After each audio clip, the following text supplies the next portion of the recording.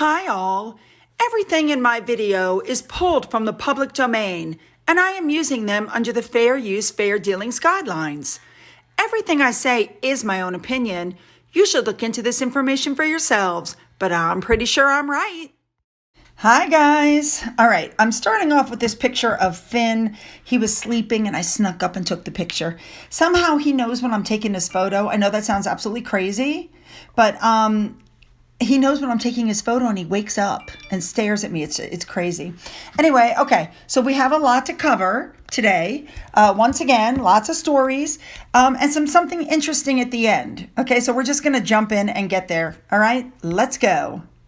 All right, hubby said, "You didn't put this picture up." And I said, "What is this?" And he goes, "The picture I took of you when you started feeling jet lagged on the Dreamliner. Why don't you put that up?" "I bet you won't." Ha ha, there it is. Yes, I look like crap.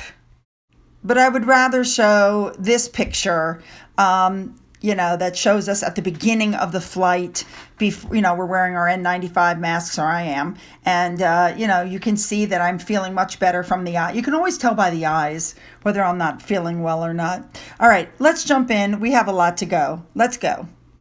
Oh, and by the way, I showed you guys what I had for lunch on the plane, but I wanted to show you this. This is what my husband had for lunch, not lunch, but breakfast as we were heading to Hawaii, and he said it was amazing.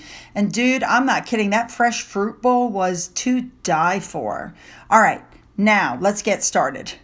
First up, it's been reported that Prince William is going to visit England's National Football Centre at St. George's Park on Wednesday to mark its 10th anniversary as the home of English football.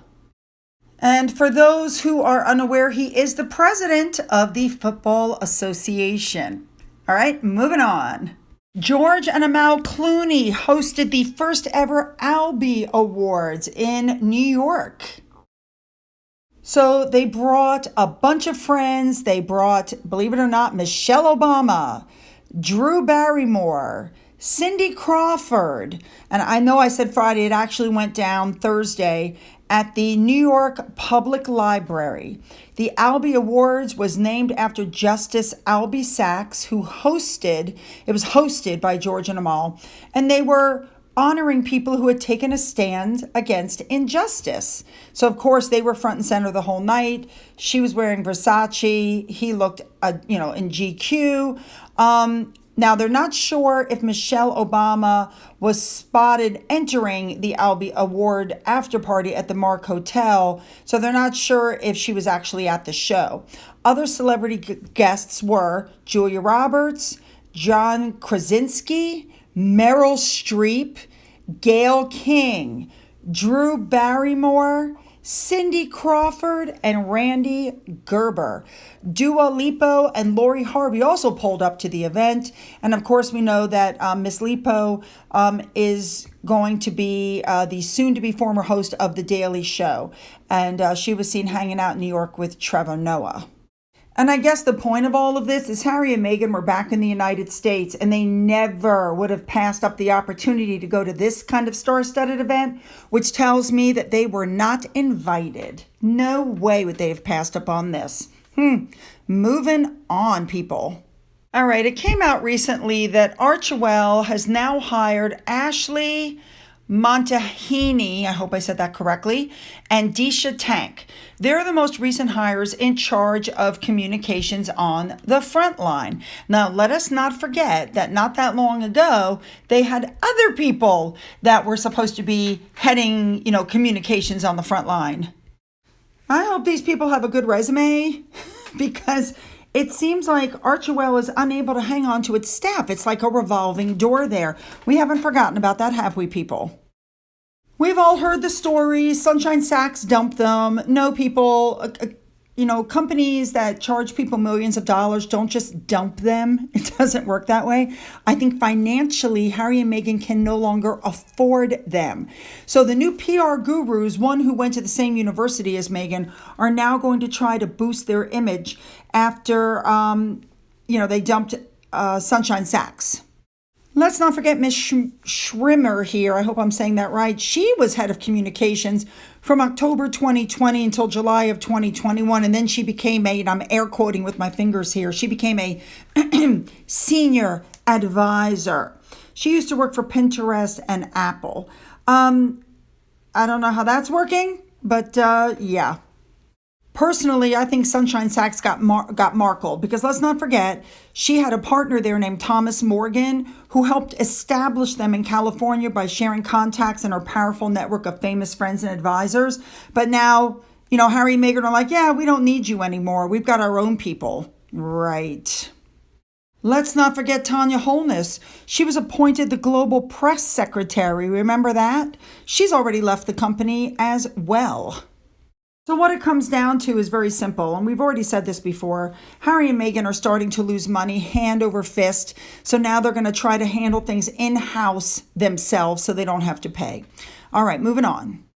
All right, next up, people are asking, what value does Harry and Meghan and the Sussex brand have if they're not dishing dirt on the royals? And the answer to that is none. If it's not them attacking the family, then nobody wants to hear from them. And I think that's what Spotify and Netflix expected. They expected them to dish the dirt. Here is a perfect example, okay? They're saying that Harry has said some really nasty things about Camilla, even though all the pictures in the past have shown a very warm, loving relationship. As a matter of fact, here's what Harry had to say about her. Listen to this. No, she is. She's a wonderful woman, and she's made our father very, very happy, which is the most important thing. William and I love her to bits, get on really well with her, and as far as I see it, nothing's changed.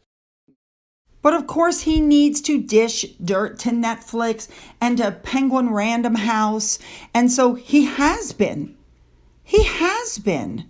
It's absolutely pathetic. It's really pathetic. Again, one of the reasons why Charles is holding back on those titles. All right, moving on. All right, next up, apparently Camilla is not going to have the post of ladies in waiting. We know the Queen had those.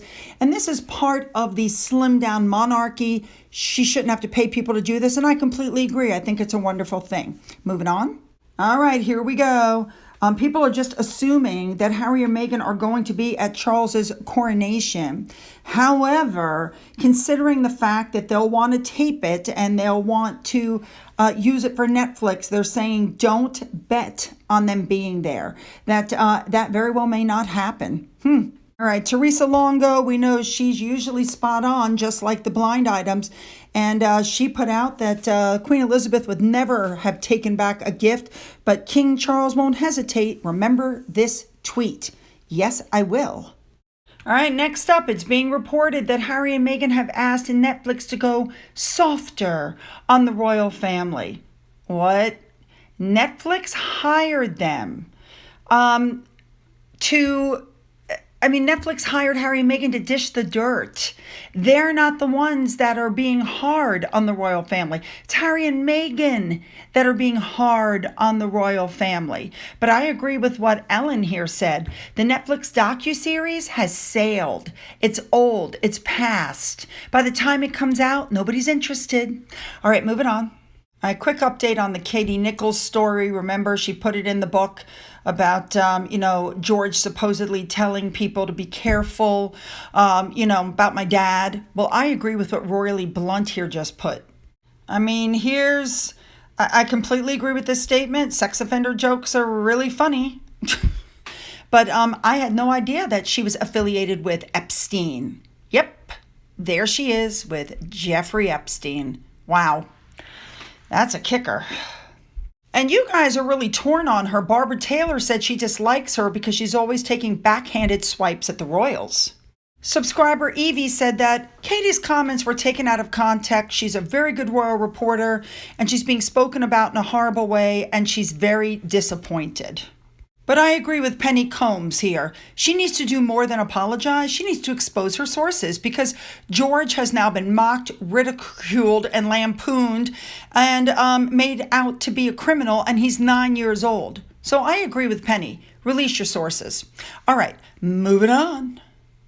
All right, next up, I'm touching on this today because they've gone back to what happened with Meghan. Remember, she did a Vanity Fair cover while she was dating Harry. Harry told her not to mention their relationship. She put it out there anyway. Remember this whole thing, I did a video on it where the guy came back and said, I didn't do this, I didn't do this. And then when it was pointed out that he did, he shut up immediately.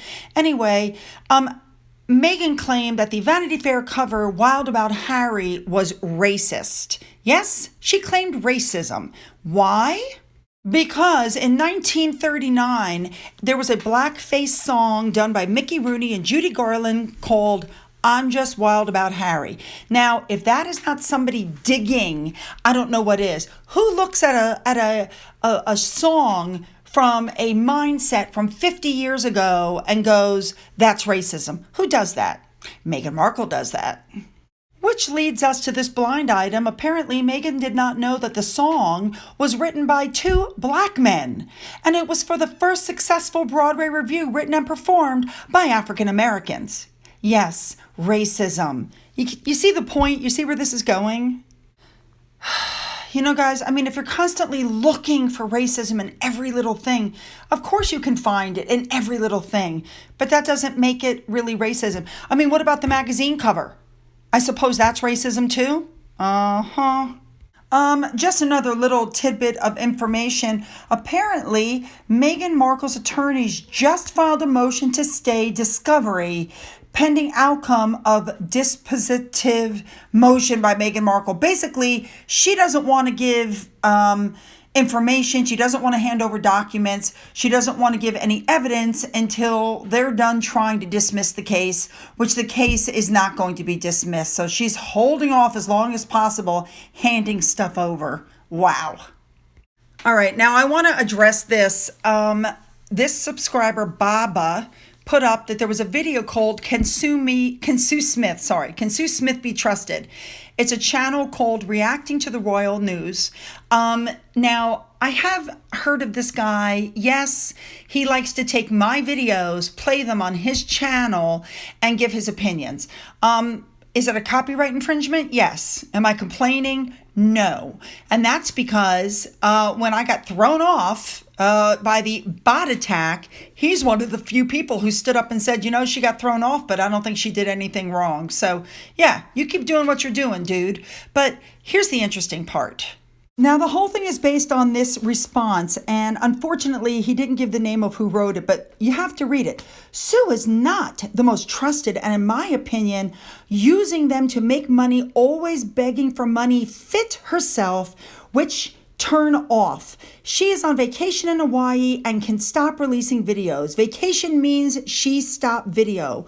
We both Americans. Okay, I first of all, I have a question about whether she's an American. Obviously, English is not her first language. Second of all, when I'm on vacation, it's up to me if I want to continue to put up videos. Number three, I have never begged for money. I simply let everybody know that I have a coffee fund, which is essentially a tip jar, and I thank people who have donated to it. That's it. Then the person wrote, she did deserve the strike. I've never had a strike. I was taken down by a bot attack, which is why my channel was put up back 10 days later. Then she wrote, I'm money hungry and Flynn is not our dog. My friend, the dog's name is Finn, not Flynn. And now she's complaining because there's a site and you have to pay. That's right. I've opened up a Patreon. So as channels get bigger, these are the kind of crazies that come out from the woodwork. Why does somebody hate me for going on my first vacation in 3 years? Why would somebody, after I caught COVID and nearly died, I might add, why are you upset that I adopted Finn? Not Flynn, Finn. Why are you upset that people donate to my coffee fund and I chose to use that money, which I let my followers know, to help pay for Finn's medical when he became quite ill? These are the kinds of crazy followers that you get. And as you can see, I'm not paying this person any lick of attention whatsoever. But yes, I have a Patreon since they brought it up. If you would like to join, this is the Patreon that covers vacations, that covers the new house, that covers all the wonderful things that are going on in my life. We're going to have some lives, all kinds of different things. And if you want to follow me and you want to know more, join my Patreon. I'll still be doing YouTube videos. That's just, a private thing on the side as I build my brand. Anyway, I hope you guys go to this guy's channel. I hope you sign up. I hope you give this man some love. He's a smaller channel. He's trying to build his brand. Good for him. All the comments in the video are positive ones for me. This guy totally took up for me. Guys, you just have to ignore haters like that. They're just not worth the effort. But go check out this guy's channel and give him some love. Now, finally, I want to end with this story that came up that said that Harry and Meghan are now looking at homes in an exclusive California private community because their house does not properly, quote, accommodate them. Okay, I think we've seen stories that, or I've seen stories online that their house in Montecito was up for sale privately. They're trying to move. I think we all know what's really going on here. They're running out of money. That's why they got rid of the PR team. Now they're going to downgrade their house a little bit. They don't need a $16 million house. It sounds like they have so much money, but the truth is, you guys, they need 10 to 12 million a year to maintain their lifestyle. Okay, the security is costing them $2 to $3 million a year. They need $50,000 to $60,000 a month just to pay the household bills and the bills for the staff. The private jets everywhere, the security, it's too much. They can't afford it. So now they're starting to slowly downgrade. They got rid of the PR, which was $2 to $3 million a year. Now they're going to fight for IPP status so they could get rid of the security costs for $2 to $3 million a year. Now they're looking for a smaller home that, quote unquote, better suits them, but that will drop their mortgage payment every month.